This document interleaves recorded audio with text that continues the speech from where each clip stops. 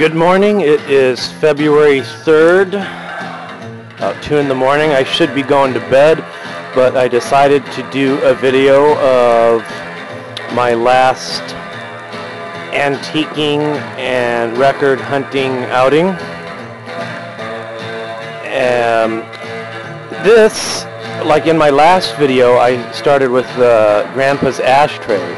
So I'm going to start including some family pieces and items that I've inherited or pirated from family members over the years. This was in my grandmother's house. My mom made it, I believe, from a kit, and that's what one of my aunts told me. And I wasn't quite sure if this was really made from a kit or not, but it has some kind of pattern stuff on the back. And one of my aunts told me my mom made it. I'll have to ask her for sure if it was her or one of her sisters, but pretty sure my mom. And I always loved this thing in Grandma's house growing up. These were popular in the 50s and maybe 60s. I think 50s especially. This rock art. It just pretty much screams mid-century atomic, kitschy kind of stuff. It's a Blue Jay, I believe. So, on to the next item, and that is something similar, which I found down in downtown Olympia, Washington, at this antique store that I've been going to lately. This drums and guitar and stone art, kitschy, cheesy, little panel of decor, and it's on a pretty nice board. It's actually not particle board, but a nice laminate plywood with a nice mahogany veneer. And I first saw the thing, and I thought, it's just way too kitschy. So kitschy that it's not even cool. I thought it was too tacky. But then a closer look, and I thought, this is really cool, and it would look cool in my record room, or I'm not quite sure yet. But I thought it would look really cool across the room from these things, which are probably out of the 50s or 60s. I want to say 60s, but possibly early as 50s. And I have them displayed over my bar like that. These, I don't know what kind of, I don't think they're authentic cultural dancers from anywhere. They're just fanciful, mid-century crap, kitschy, cheesy dancers. But I found these in Oregon, in a town called Lafayette, at this big antique mall made in 1912, I believe, schoolhouse. And it was like 4 or 5 stories, floors of antiques. It was pretty big. And then the gymnasium to the school was full of really nice antique furniture. And so visiting my girlfriend, who lives down in Vancouver, in the Portland, Oregon area, that's Vancouver, Washington, not British Columbia, took me there one afternoon at my request, about an hour's drive, and we had a blast. And I don't remember getting much of anything else other than these. I may have got something else. I can't remember what it was, but I need to clean them again. I tried to oil them, and that wasn't a good idea. That was some time back, so I should just clean these off with some Windex, because they're kind of getting some weird shines to them. But yeah, totally love these things. These were one of those things that I tried to pass by, and I thought, I can't pull this off in my place. They're just too tacky. But that's what makes them cool. That's what makes them so awesome. Love them. Love them. Back to Olympia finds. I got this awesome trivet, and again, it has that typical, what I always mention, mid-century splatter fleck stuff. The gold flecks on everything.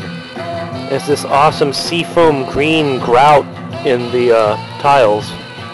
I don't know if you can quite see the color comes through with this camera, but it's pretty cool. And a great thing to set on it is this awesome, I've come to really, really love avocado green. I remember my folks still had some around when I was growing up. Beautiful, soft, probably an earlier avocado green. The real seafoam green kind of avocado green. It's a whistling tea kettle. And it's in fairly stellar condition. A little bit of dings here and there, but some soft, very subtle dents here and there, but nothing that detracts too much from it. And it was pretty reasonable. And I'm going bonkers for the avocado green. My next thing I want is some kitchen canisters, like coffee, tea, flour, sugar canisters. What next? This was the highlight of today. It came in the mail, something I found on eBay records. By the way, records, let me get this out of the way. What is playing is, I found down in Olympia, Dwayne A Go-Go. It says Whiskey A Go-Go Hollywood. I don't believe it's live. And I don't know a whole lot about Dwayne Eddy and any of this connection to Whiskey A Go-Go here, but I would imagine he played there.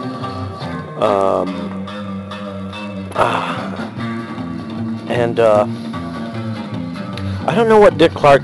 I don't know what Dick Clark has to do with this album, but he has some kind words to say about Dwayne Eddy on the back here, and. Gosh, I suppose I can read it. Several years ago, Dwayne Eddy exploded on the scene with the sound and a beat that was immediately and enthusiastically seized upon as the sound and beat of today.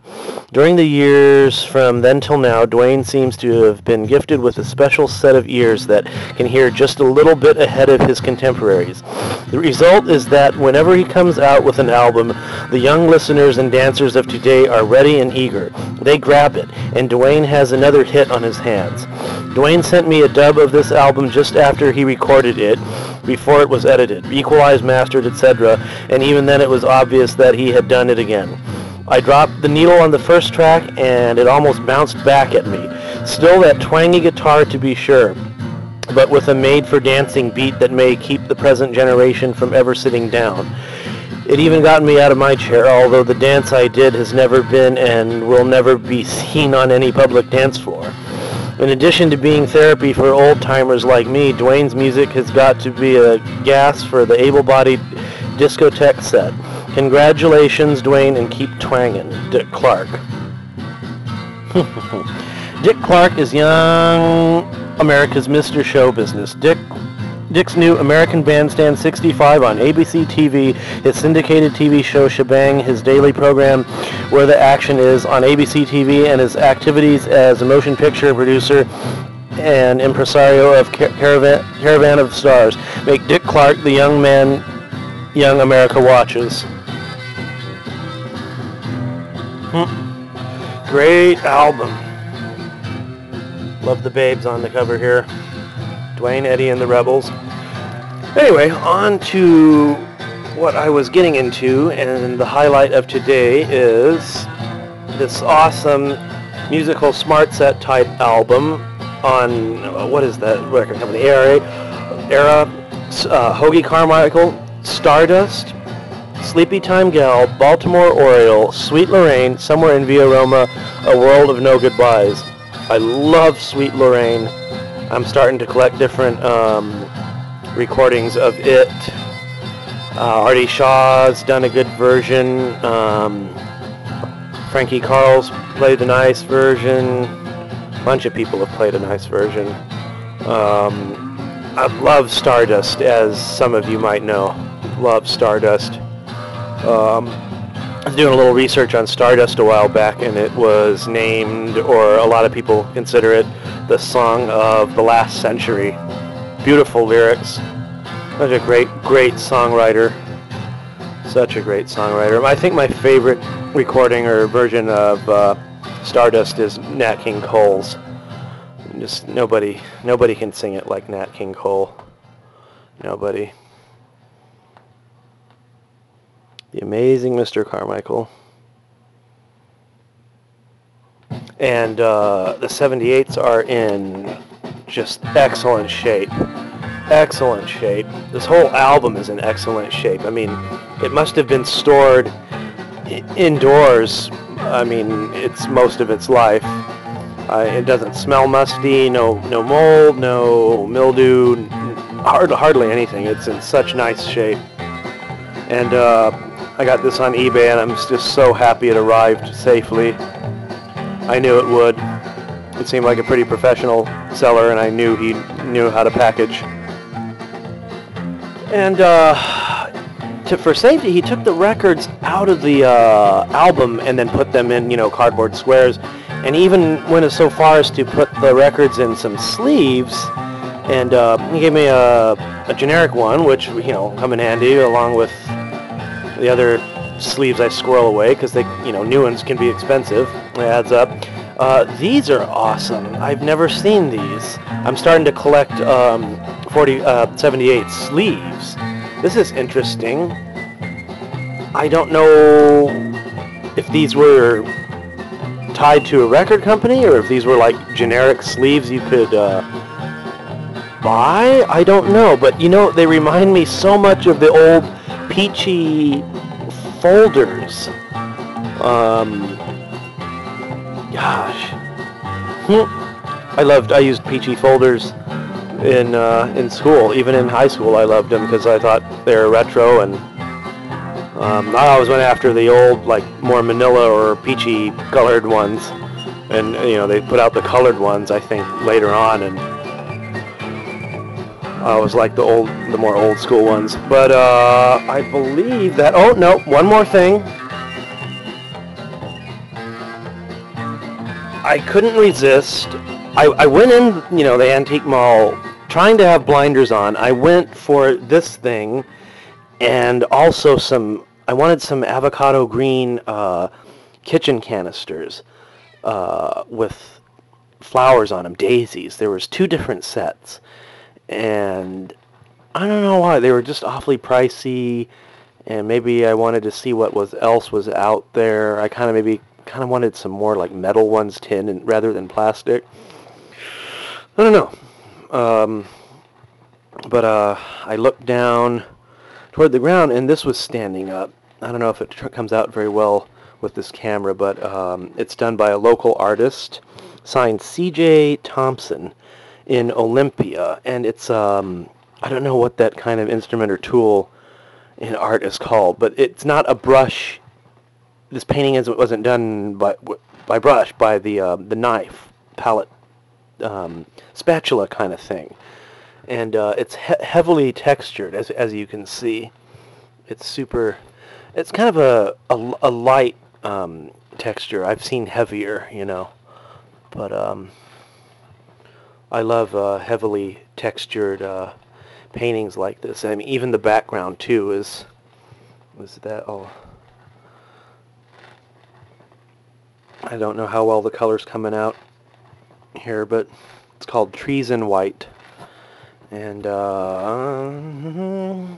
there's no date on it. I can't find a date anywhere, and even on the whatever you call these canvas boards, I can't find a date. But it says, member Olympia Art League, and it has kind of an Art Deco font on that. It says Trees in White, $35. I paid $25, so I paid less for it now than somebody paid then. Oil looks to me more like acrylic, but I don't know. C.J. Thompson. It's got a phone number. Carol J. Thompson, Olympia. Should call the number, see if person's still alive and can tell me anything about it.